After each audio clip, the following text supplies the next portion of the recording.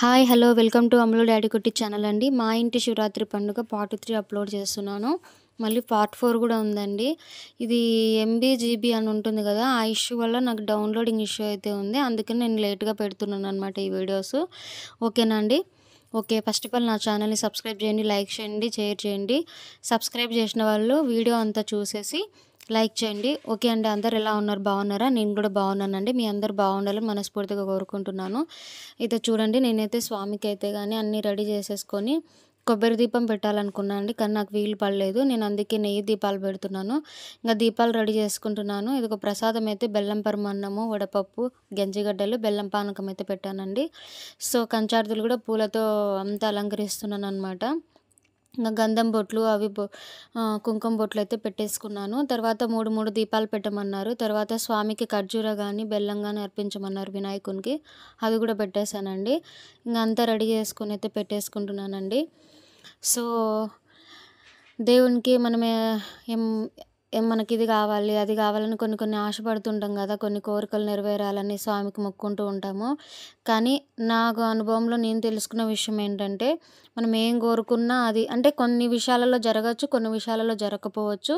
దాన్ని మీరు సీరియస్గా తీసుకోవద్దండి.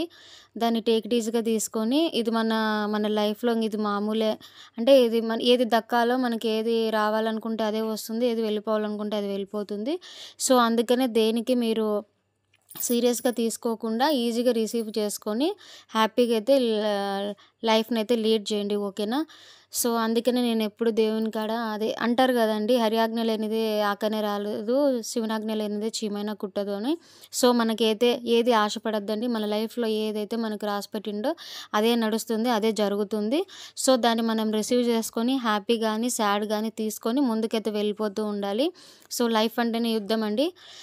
సో ఏది సీరియస్ తీసుకోకుండా హ్యాపీగా ఉండండి. ఓకేనా? సో అండి, దేవునికైతే అందరూ బాగుండాలి, అందరితో పాటు మేము బాగుండాలని మొక్కున్నాను. సో ఫస్ట్ ఆదిపూజ్యుడైన వినాయకునికి అయితే కానీ 2 ఊదిగడ్డలు వెలిగించేసి ఆయన ఫస్ట్ పూజించుకొని తర్వాత నేను శుభార్తులకైతే పూజ స్టార్ట్ చేశానండి. సో నేను ఏదైతే పార్ట్ 3గా అప్లోడ్ చేస్తున్నానో నెక్స్ట్ వీడియో కూడా అప్లోడ్ చేస్తానండి. ఓకేనా ఫ్రెండ్స్? ఇలా స్వామికి వెలిగించిన తర్వాత ఇంకా టెంకాయ కొట్టేసి స్వామికి స్తోత్రాలు అవి ఇవి చదువుకున్నానండి. సో నా ఛానల్ని సబ్స్క్రైబ్ చేయండి, లైక్ చేయండి, షేర్ చేయండి. ఓకేనా ఫ్రెండ్స్? ఇలాగే నన్ను సపోర్ట్ చేస్తూ ఉండండి. ఇంకా ఇంట్రెస్టింగ్గా ఏమైనా వీడియోలు తీయడానికైతే నేను ట్రై చేస్తున్నా, ఆలోచిస్తున్నాను కూడా. ఖచ్చితంగా అప్లోడ్ చేస్తాను. ఓకేనా ఫ్రెండ్స్? వీడికైతే ఈ వీడియో అప్లోడ్ చేస్తున్నాను, నెక్స్ట్ వీడియో కూడా అప్లోడ్ చేస్తానండి. ఓకేనా ఫ్రెండ్స్? Okay, bye bye.